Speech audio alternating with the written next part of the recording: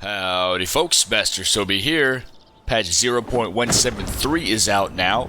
It includes a new visitor to Kilima Village, flow tree groves in Bahari Bay, a new tree scaling huntable creature, and sitting on chairs in Palia?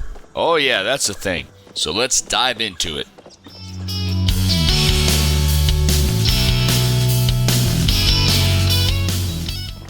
Alright, so biggest news first, someone new has come to Kilima. Meet Subira. I believe that's the way that's meant to be pronounced, Subira. With strange events such as the reappearance of humans happening in Kilima, the Order has sent a Watcher. A special limited time questline has been added that covers Subira's arrival to Kilima Village. Note to start, it will require completion of all 3 quests: prove your devotion, prove your purpose, and prove your generosity. Those are in the game now. You can already do those. A lot of folks will have already done them. But if you're new to the game, or if you're watching this by the time the Switch version comes out, then you will need to do those before you can start this quest. And with Subira's arrival, 2 new areas are now available in the world. Her suite and a special secret location. I was going to assume that was going to be her room, but that's what her suite is. So it'll be interesting to see what that new secret location is. Also, they have a new furniture set, the Order, and here it is right here. That looks very clean, I must say. And we also have 4 new cooking recipes. Oh, those look good. Oh, these are oysters? What is this? Oh, yeah, okay. Oysters. Aquindu. Yeah, I'm not a culinary specialist, so I do apologize if I'm butchering the pronunciation of that, but I'm doing my best, okay? We also have a special event that can now occur in Bahari Bay, the appearance of flow tree groves. That's a nice little screenshot or clip that they've got playing here. I like how you should be able to see this. It looks like from fairly far away, depending on the height of the grove. So flow tree groves will appear on the map once per in-game day. Up to 2 flow tree groves can exist at a given time. If there are 2 already existing on the map, more will not spawn. So once per day, so that's 2 a day, if I'm reading that correctly. And keep in mind that's an in-game day, so it's not a IRL day. So that'll follow the 30-minute day-night cycle in the game. And we also have the new huntable creature, the Muujin. Right? Muujin. Again, don't know if I'm butchering that, but I believe that's the way that is meant to be pronounced. You can find these creatures in areas of Bahari Bay dense with foliage. They love to hide in trees. There are 3 types. There's regular, there's banded, and there's blue bristle. 4 new drops have been added: the meat, the mane, the banded mane, and then the blue bristle mane. And 2 new hunting achievements have also been added. So this doesn't really look like the screenshot that we saw, which actually was a clip of the creature just disappearing. I'm assuming that's the blue bristle version, but this definitely looks like a demonic squirrel creature, if I'm guessing. Honestly, though, it looks like a squirrel and a fox, you know, did something unholy and they had a child. I don't know. It's definitely interesting looking, and we'll have to see how difficult they are to hunt. If you look down here, it says we really look forward to seeing players party up and figure out the best strategies to tackle these new creatures. So I'm assuming that they are very quick. When you see them, then they disappear quickly if you're not able to take them down. And I'm assuming that, again, the blue bristle is the one that we saw in the clip where it disappears. So that definitely was going to require some special hunting gear to take down. 20 new wallpapers have been added that each correlate to a respective villager and their star path. If you remember from the last video, the star path is basically Kilima's version of astrology. And you'll be able to get these by giving villagers a gift for the first time. They'll even appear and welcome you at your housing plot. So keep in mind, though, that this is not applied retroactively, so returning players, make sure to gift your favorite villager the next time you see them. So what that says for all of us here who've been playing for a while is that you will still need to go give those villagers gifts again to have this triggered in-game. Finally, you can sit down on some of your furniture in your housing plot. It does specifically say housing plot. So it'll be interesting to see if they add this later in the game where you can just sit on chairs in the world. But it looks like, according to how I read this, that this will only be happening on your housing plot. So hopefully they add this in the future to the rest of the game.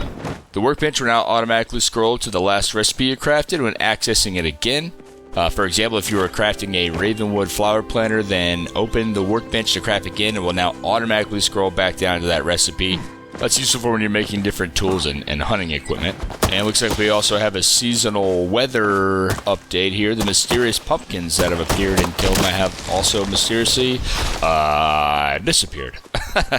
And guess what's around the corner? Snow! You can expect more details in the next dev update coming soon. TM, by the way, coming soon.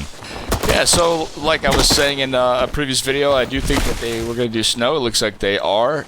It will be very interesting to see what that entails, if that means they're actually just going to drop snow all over the map, or if we're just going to have like random snow piles, kind of like we did with the random tree leaves. So we'll just have to wait and see, I guess. And I knew this was too good to be true. The values of the following Starstones will be adjusted. Rubies down to 4,000 from 8,000, amethyst down to 2,000 from 3,000, and sapphires down to 1,500 by 2,000. I will say that I don't typically find these three anyway when farming. It's a rotation of other Starstones, and those were not adjusted, so this actually really shouldn't affect gold making with Starstone. So that's good to know. I guess it'll just kind of take the cap off of how much gold you can make. But I mean, in the end, when you're only getting like 1 or 2 of these throughout your entire farming session, you're really only losing, 4,000 or 1,000 gold. So it's not that big of a deal. So they're doing more work for controller support. As we work on controller support in Palia, we have to update a few areas of the game to be friendly for the input method of your choice. Our tool wheel and emote wheel had a center option which allowed quick selection of a tool. This felt great for a mouse, however, when you do the same movement using a controller, letting go of the analog stick will snap back to the center. We've given this a new coat of paint, increasing the number of slots while also making unequipped more accessible to all players. When a tool is equipped, quickly tap the tool wheel button to unequip your tool. After unequipping a tool, tap the tool wheel button to re-equip the previously equipped tool. Unequipping tools is still supported by mouse keyboard with the X key, and look forward to a corresponding update to the emote wheel in an upcoming patch. So that's nice. It's kind of a small, like, under the hood change that obviously does have a cosmetic difference on screen. But hey, I'm all for it if you make it more accessible for controller. I don't use a controller, so it's not that big of a deal to me, but I'm sure plenty of folks do, and of course also they're going to have to port this game to the Switch at some point, so good change on them. Alright, there is now a sensitivity slider for hunting that controls the speed of camera movements when aiming. Very good. And premium store updates. 3 new outfits have been added to the premium store.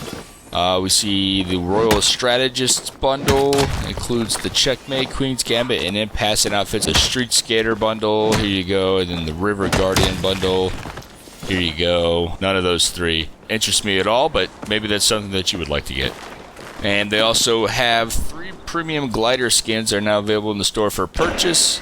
I think all 3 of these are pretty good, but you're going to have to spend some money to get it if you want. And then I'll just run through the FAQs real quick. I think this is something that everyone was wondering. Is Subira romanceable? So no, she's not, but it looks like they're going to make that a thing later on in the future. With the main story updates, what will change? We can't give full details yet, but we can share one clarifying note.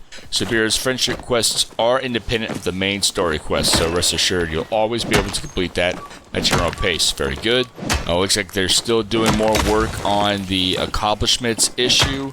And also looks like you will soon be able to place star quality crops, preserves, and fisherman's brews on your housing plot. We also have a list of bug fixes, 75 they say, but like I said, I'll leave the link to the patch notes in the description down below, and you'll be able to go look at those for yourself. Alright, that's it for 0.173. Ooh, man, that's a lot of content added. Good job by the team at Singularity 6 pumping out these patches. I think the last one came out literally like 2 weeks ago. So that's a pretty high patch cadence. I think I'm most excited for the Muujin and seeing how difficult they will be to hunt. Please let me know in the comments down below what your favorite new feature is and what you think about Subira, the visitor from the Order. As always, thank y'all so much for watching, and I will see you in the next video. Bye-bye. Thank you all so much for watching, and if you enjoyed that video, please consider dropping a like and subscribing. Also, check out one of the other 2 videos down below.